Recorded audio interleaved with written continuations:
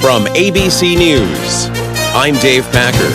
Ukrainian fighters holed up in a steel plant, the last known pocket of resistance inside the shattered city of Mariupol, surrounded by Russian forces refusing to surrender.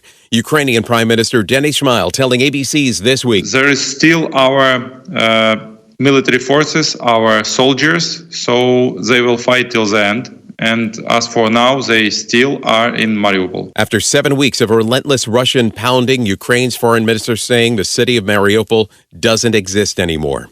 It was a weekend of mass shootings across America, first to the massive search for multiple shooters that turned an Airbnb party in Pittsburgh deadly. It was a packed house, an Airbnb rental in Pittsburgh filled with some 200 partiers that became a mass shooting scene. 2 juveniles dead, at least 15 others injured, more than half wounded in the gunfire, some jumping out of windows to escape. Investigators believe there were multiple shooters. So far, none of them caught. It is our top priority to find out who did this and get them off the street. Pittsburgh Police Chief Scott Schubert, he's calling on people in the crowd to come forward with tips that'll lead to an arrest. Derek Dennis, ABC News. All but one of the victims injured in Saturday's shooting at a Columbia, South Carolina mall have been released from the hospital.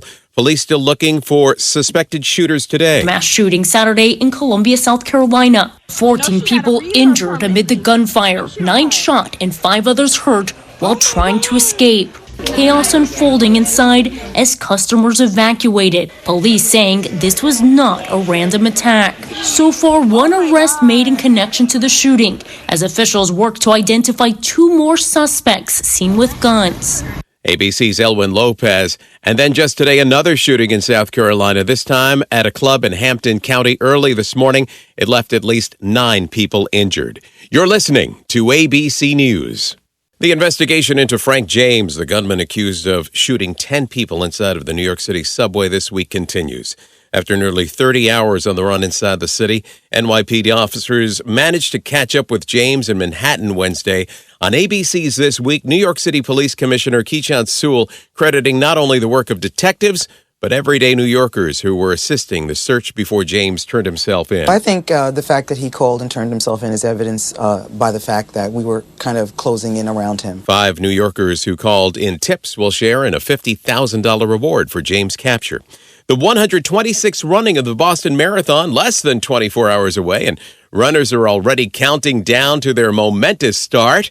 Runners from all over the world gathering in Boston, including Alabama's Benjamin Kimathi, who says despite the craziness of the last couple of years, he remains focused on running the race. Every time I go on a workout, I'm running for Boston. I'm going to get to Boston.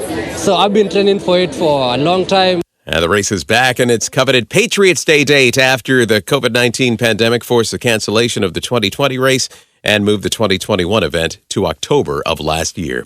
Well, if you still have any candy left, a new survey revealing what candy we were hoping for in our Easter baskets. According to Retail Me, not Reese's Mini Peanut Butter Eggs, a favorite of 35% of Americans. This is ABC News.